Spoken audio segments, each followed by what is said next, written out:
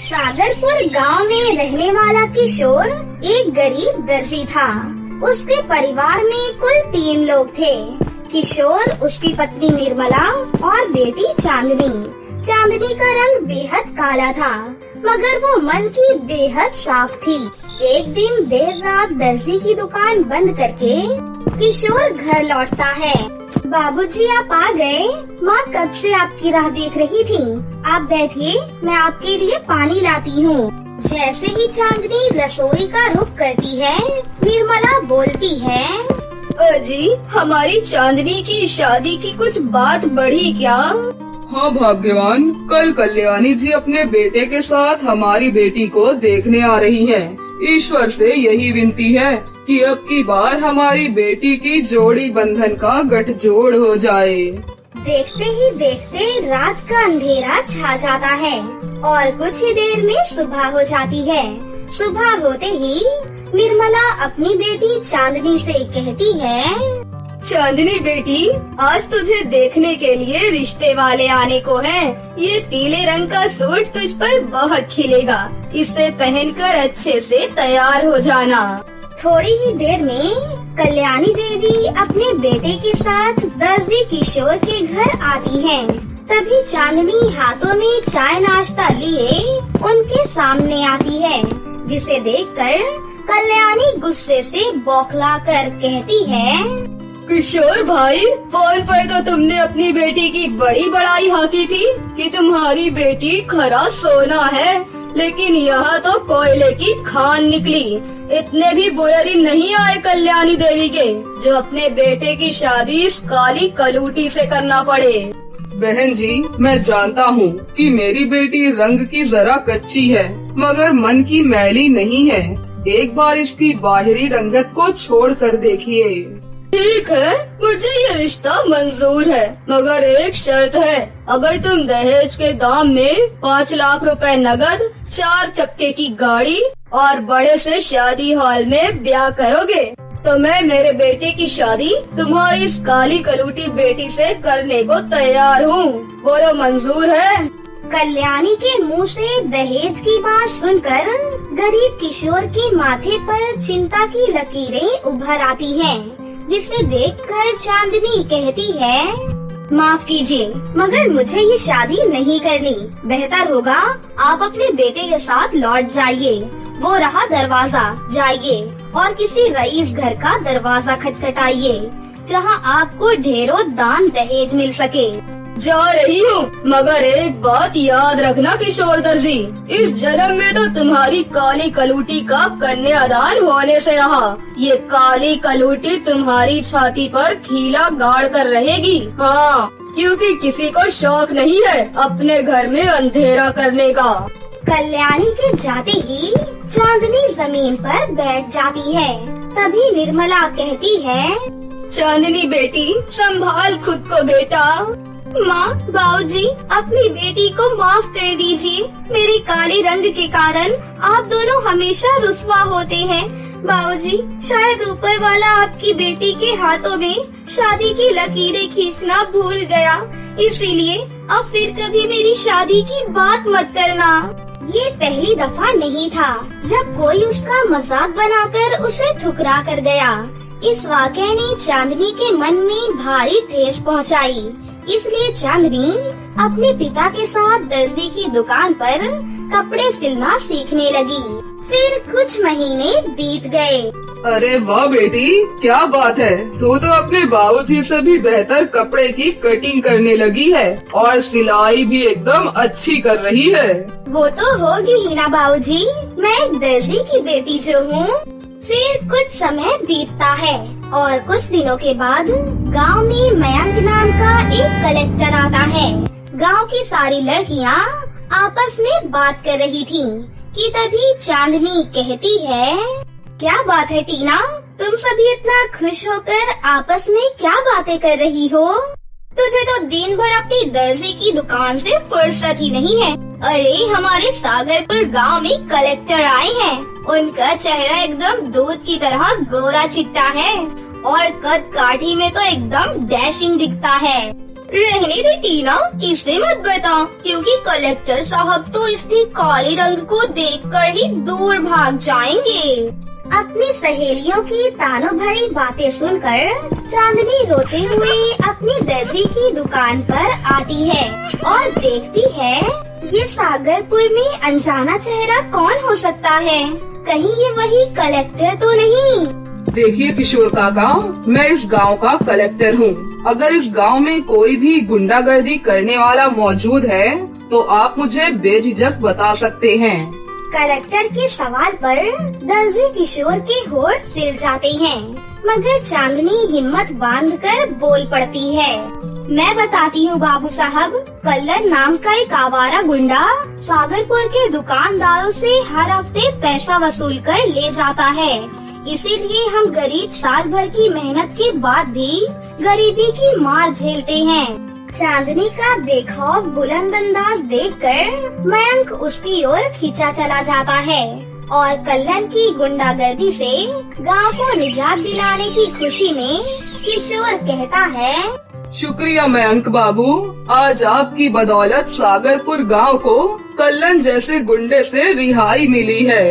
काका, इस जीत की असल हकदार चांदनी है, जिसने मेरी मदद की है।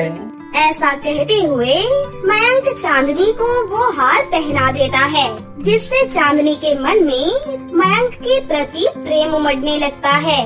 एक दिन चांदनी खुद मन ही मन सोचती है, कलेक्टर बाबू ने तो अपना हार मुझे दे दिया है, मैं उन्हें क्या दूं? मेरे पास तो इतने पैसे भी नहीं है कि उन्हें देने के लिए कोई गिफ्ट खरीद सकूं। क्यों न मैं अपने दर्जी के हुनर से उनके लिए एक सुंदर सी शर्ट सिलूं। चांदनी पूरे मन से मयंक के लिए शर्ट सिलने लगती है। ये देखकर उसका दर्जी पिता किशोर बात को समझ जाता है। बावजूद इसके वो अपनी बेटी को कुछ नहीं कहता। उसी शाम दर्जी चांदनी मयंक के दफ्तर में जाती है। अरे चांदनी, तुम इतनी देर शाम को यहाँ? बाबू साहब, मैं वो मैं। अरे क्या बात है, तुम इतनी झिझक क्यों रही हो? और ये तुम्हारे हाथ में क्या है? वो बाबू साहब, मैंने अपने हाथों से आपके लिए एक शर्ट सिली है, पर पता नहीं आपको पसंद आएगी भी या नहीं। आप तो मॉल के महंगे कपड़े पहनते हैं ना? नहीं चांदनी, तुम्हारा तोहफा मेरे लिए मुंबई से भी बढ़कर है। शुक्रिया दर्जी साहिबा। मयंक की दिली हसरत जानकर चांदनी के कदम तेजी से आगे बढ़ जाते हैं।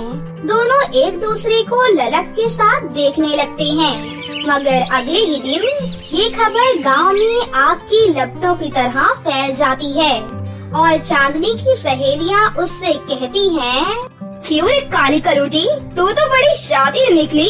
कलेक्टर साहब को मीठी छुरी से कैसे फंसा रही है। अरे टीना, शहरी बाबू का कोई भरोसा नहीं, अव्वल दर्जे के दगाबाज होते हैं। इतना बेवकूफ नहीं कि दर्जी की बेटी के साथ फेरे लेंगे। बस इस काली चांदनी से मतलब निकाल कर अंधेरे में छोड़कर फुर हो जाएंगे। दूर खड़ा मयंक ये सब सुन लेता है। वहीं चांदनी मन ही मन में कहती है, सच ही तो कह रही है ये सब। मैं तो मयंक बाबू की धूल बराबर भी नहीं हूँ। वो भला मुझ बदसूरत से शादी क्यों करना चाहेंगे? हर इंसान हीरा पाने की तमन्ना रखता है, मगर हीरा मिलता तो किसी एक खास को है। चांदनी अपने मन को समझा बुझाकर घर जाने लगती है। तभी वो देखती है कि मयंक उसके घर पर है। अरे कलेक्टर बाबू, आप यहाँ? चांदनी, तेरी किस्मत तो बहुत अच्छी है बेटी। कलेक्टर साहब तुझसे शादी करना चाहते हैं। पिता की ये बात सुनकर चांदनी की आंखों में खुशियों की बारिश बरस पड़ती है, मगर उसके मन में सखी सहेलियों की बोली हुई बातें याद आती हैं। लेकिन तभी मयंक बोल पड़ता है, मुझे तुम्हारे जैसी सुलझी हुई जीवन साथी चाहिए। वो कोई और नहीं, तुम हो चांदनी। मैंने जब तुम्हें पहली दफा देखा था तभी तुम्हारी तस्वीर मेरे मन में बस गई थी। मगर मैं तुम्हें पूरी तरह से जानना चाहता था। अब ये तुम पर है कि तुम मुझे अपना हमसफर बनाने का हक देना चाहती हो या नहीं। मयंक की बातों से चांदनी के मन पर छाए काले बादल हट जाते हैं और वो शादी के लिए हामी भर देती है। आखिरकार गरीब दर्जी किशोर की बेटी की शादी बड़े ही धूमधाम से हो जाती है। किसने सोचा था कि चांदनी की किस्मत इतनी बलवान निकलेगी कि वो कलेक्टर की पत्नी बन जाए। कहानी एक बहुत ही खूबसूरत गांव था रायगढ़। रायगढ़ तक पहुंचने के लिए लोगों को एक नदी पार करनी पड़ती थी। इस नदी में 2 नाव थीं, जो लोगों को इस पार से उस पार छोड़ा करती थीं। इसी खूबसूरत गांव में एक लक्ष्मण नाम का किसान रहता था। लक्ष्मण की पत्नी पार्वती गर्भवती थी, लेकिन वो फिर भी लक्ष्मण के लिए खेतों तक खाना ले जाया करती थी। अरे कितनी बार तुमसे कहा है कि तुम इतना मत चला करो, लेकिन तुम हो कि तुम मेरी एक बात भी नहीं मानती हो। सुन ली आपकी बात, लेकिन मैं थोड़ा चलूंगी तो घट नहीं जाऊंगी और आपको खाना भी तो खिला पाऊंगी।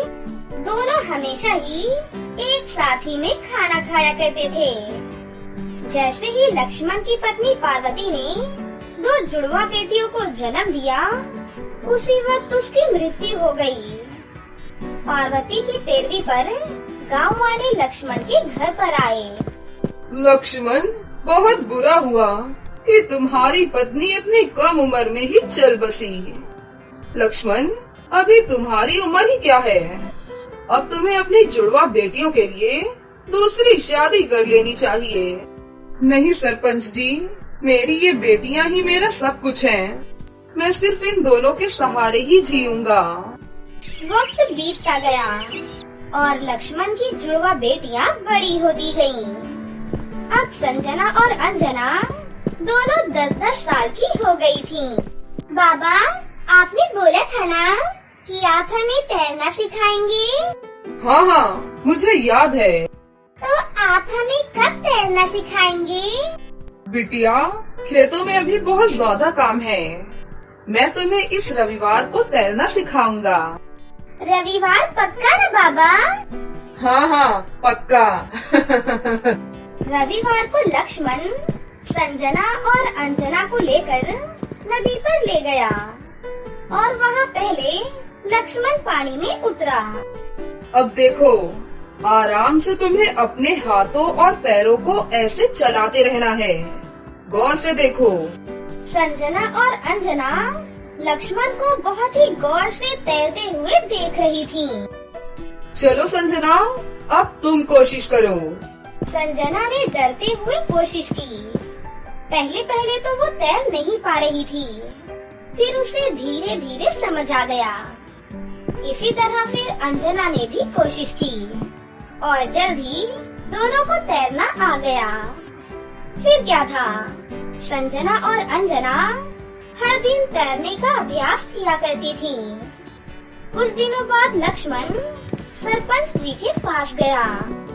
सरपंच जी, मुझे संजना और अंजना का जन्म दाखिला चाहिए। वो तो मैं दे दूंगा, लेकिन तुम जन्म दाखिले का करोगे क्या? मैं उन दोनों को बगल वाले गांव के स्कूल में पढ़ाना चाहता हूँ। क्या तुम लड़कियों को पढ़ाना चाहते हो? हमारे गांव की तो कोई लड़कियां पढ़ने नहीं जाती हैं। तुम गांव की परंपरा बिगाड़ रहे हो। कल से तो सभी लड़कियां बोलने लगेंगी कि उन्हें भी स्कूल जाना है। तो घर और खेतों में काम कौन करेगा? हाँ, आप जो भी सोचे सरपंच जी, मैं अपनी बेटियों को पढ़ाना चाहता हूँ। आप मुझे उनका जन्म दाखिला दे दीजिए। सरपंच ने कुछ किताबें निकाली और फिर लक्ष्मण को संजना और अंजना के जन्म दाखिले दे दिए। अब संजना और अंजना दोनों रोज नदी पार करके स्कूल जाया करती थीं। लक्ष्मण बहुत खुश था। एक दिन की बात है, संजना और अंजना नदी पार कर रही थीं कि तभी उन्होंने देखा कि दूसरी नाव में सरपंच जी अकेले ही आ रहे थे। तभी अचानक नाव का संतुलन बिगड़ गया और सरपंच जी नदी में जा गिरे। बचाओ, बचाओ मुझे, बचाओ! अरे अरे कोई तो बचाओ, कोई तो बचाओ मुझे! संजना और अंजना ने कुछ भी नहीं सोचा और वो दोनों नदी में कूद गयी। वो तैर के सरपंच जी के पास गयी। दोनों ने सरपंच जी को सहारा दिया और उन्हें नदी के किनारे ले आई। नदी के किनारे कुछ लोगों ने सरपंच जी की छाती दबाकर उनके शरीर से पानी बाहर निकाला और आखिरकार सरपंच जी की जान बच गई। फिर उन्होंने संजना और अंजना को अपने पास बुलाया और कहा, तुम दोनों ने मेरी जान बचाई है बेटा। तुम दोनों बहुत ही बहादुर हो। लक्ष्मण सही कहता है कि तुम दोनों के होते हुए उसे किसी भी बेटे की कोई जरूरत नहीं पड़ेगी। उसके बाद सरपंच जी ने संजना और अंजना को अपनी जान बचाने के लिए एक बड़ा सा घर और बहुत सारे पैसे दिए और वो लोग बहुत ही अमीर हो गए। फिर उस दिन के बाद से संजना और अंजना अपने पिता लक्ष्मण के साथ हंसी खुशी अपनी जिंदगी जीने लगी। इस कहानी से हमें ये समझ आया कि बेटियां बेटों से कम नहीं होती हैं और वो हर वो काम कर सकती हैं जो बेटे कर सकते हैं। सोनम को पृथ्वी लोक पर घूमना बहुत अच्छा लगता था, इसीलिए वो हर वीकेंड पर पृथ्वी लोक पर घूमने जाती थी। एक दिन सोनम की मुलाकात संजय नाम के एक लड़के से होती है। संजय बहुत ही काला लड़का था, लेकिन वो दिल से बहुत ही अच्छा था। इसी तरह सोनम और संजय रोज मिलने लगे थे और धीरे धीरे उन दोनों में प्यार हो जाता है। बहुत जल्द वो दोनों शादी कर लेते हैं। सोनम शादी करके अपने परिलोक वापस चली जाती है। अरे सोनम, तुमने एक इंसान से शादी की है, अब तुम्हें परिलोक में रहने का कोई हक नहीं। तुम यहाँ से जा सकती हो। नहीं नहीं, ये मेरा घर है, मुझे यहाँ से कोई नहीं निकाल सकता। अरे तुमने एक इंसान से शादी करके हम परियों की नाक कटवाई है। तुम्हारी हिम्मत कैसे हुई यहाँ वापस आने की? जल्दी से यहाँ से चली जाओ, वरना हम तुम्हारी सारी शक्तियाँ छीन लेंगे। सोनम को परिलोक की सारी परियां मिलकर परिलोक से बाहर निकाल देती हैं। सोनम अपने पति के साथ पृथ्वी लोक पर रहने लगी थी। थोड़े समय बाद सोनम को एक बहुत ही प्यारी सी बेटी होती है, जिसका नाम वो अंजलि रखती है। लेकिन अंजलि अपने पिता की तरह बेहद काली थी। एक दिन संजय की तबीयत अचानक से खराब हो जाती है, जिसकी वजह से उसकी मृत्यु हो जाती है। सोनम परी अब अपनी बेटी के साथ पृथ्वी लोक पर अकेली रह जाती है। अब उसके पास ठीक से खाने के लिए 2 वक्त की रोटी तक नहीं थी। मैं अपनी बेटी के लिए कुछ भी नहीं कर पा रही हूँ, उसे ठीक से खाना भी नहीं दे पा रही हूँ।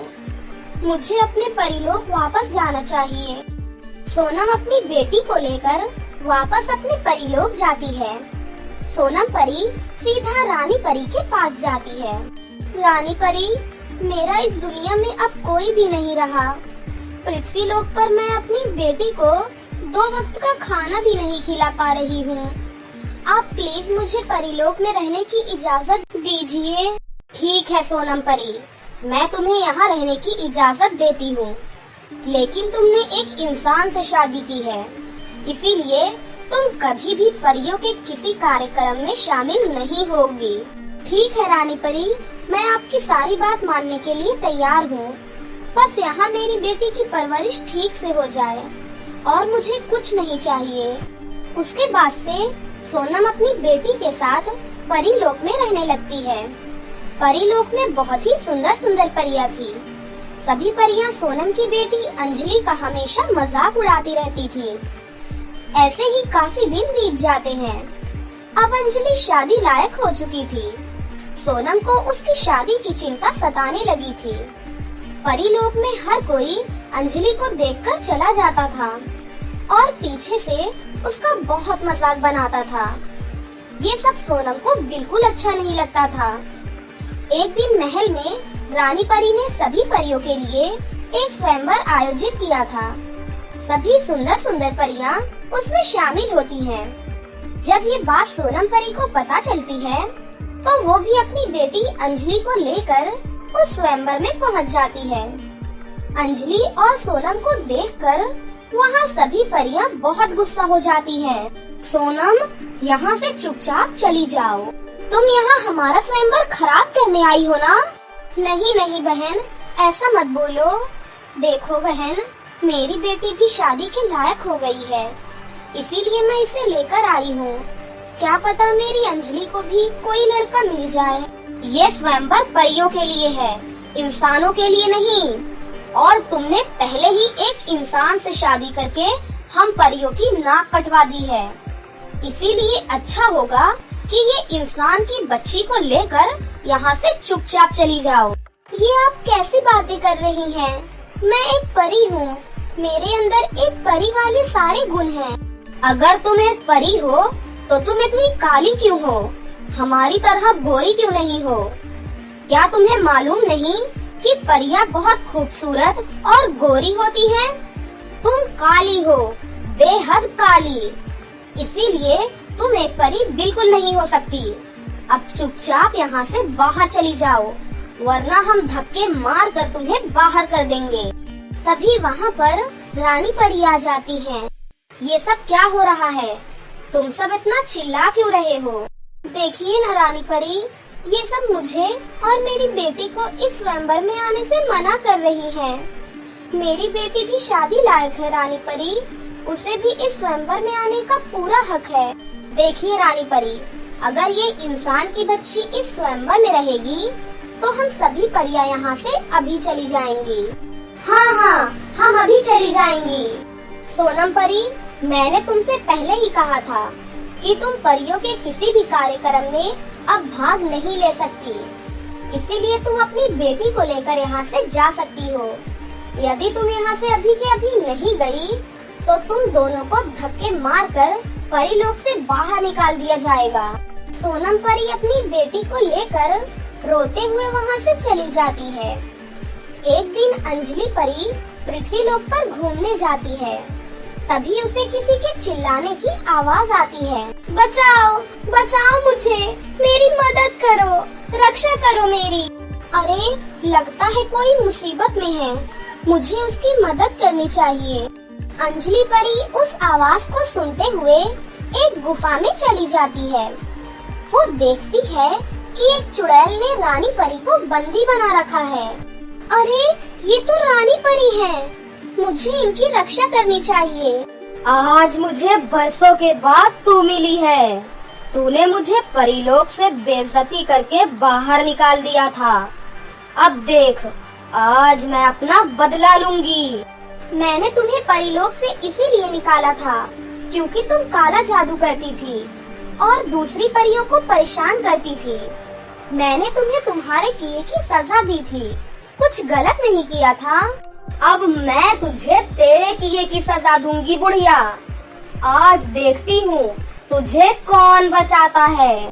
चुड़ैल रानी परी को मारने के लिए अपने शस्त्रों को तैयार करती है। ये चुड़ैल तो रानी परी को मार डालेगी। नहीं नहीं, मुझे रानी परी को बचाना होगा। तभी अंजलि चुड़ैल के सामने पहुँच जाती है और बोलती है, रुको, तुम रानी परी को कुछ नहीं करोगी। मैं तुम्हें चेतावनी दे रही हूँ, रानी परी को छोड़ दो। ए लड़की, चुपचाप यहाँ से बाहर चली जा। मेरी तेरे साथ कोई दुश्मनी नहीं है।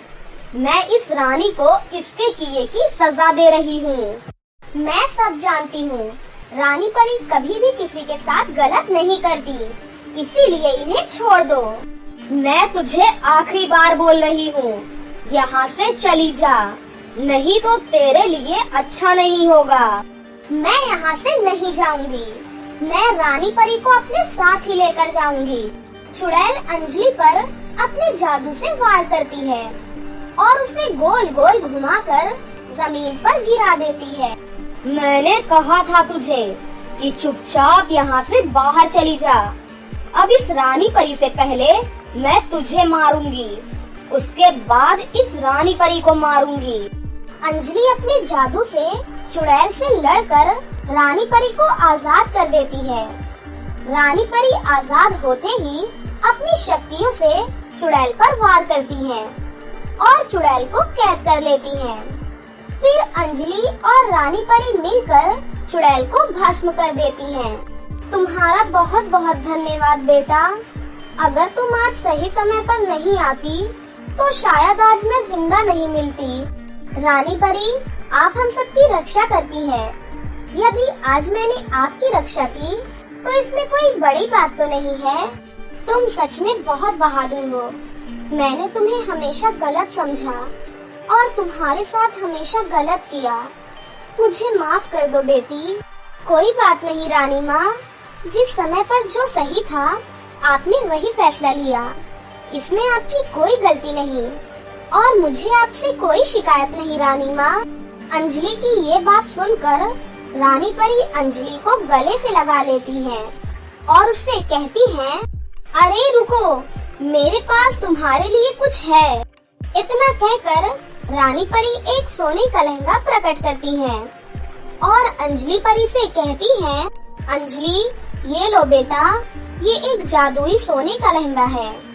इसे पहनते ही तुम बहुत ही खूबसूरत और गोरी हो जाओगी। तुमने मेरी इतनी मदद की है और ये मैं तुम्हें दे रही हूँ। ये लो, इसे पहन लो। उसके बाद अंजलि उस जादुई लहंगे को पहन लेती है और देखते ही देखते वो बहुत ही खूबसूरत और गोरी हो जाती है। फिर वो रानी परी का शुक्रिया अदा करती है और उसके बाद वो दोनों परीलोक वापस लौट जाते हैं। परीलोक आकर अंजलि अपनी माँ को सारी बात बताती है। रानी परी सोनम के पास अपने बेटे शाहरुख का रिश्ता लेकर पहुँच जाती है। सोनम, मुझे अपने बेटे शाहरुख की शादी तुम्हारी बेटी अंजलि के साथ करनी है। क्या तुम इस रिश्ते से खुश हो? रानी परी, क्या आप सच में मेरी बेटी का रिश्ता अपने बेटे के साथ करना चाहती हैं? हाँ सोनम, तुम्हारी बेटी बहुत बहादुर है। आज अगर मैं जिंदा हूँ तो सिर्फ तुम्हारी बेटी की वजह से। तुमने अपनी बेटी को बहुत अच्छे संस्कार दिए हैं। रानी परी की ये बात सुनकर सोनम बहुत खुश हो जाती है।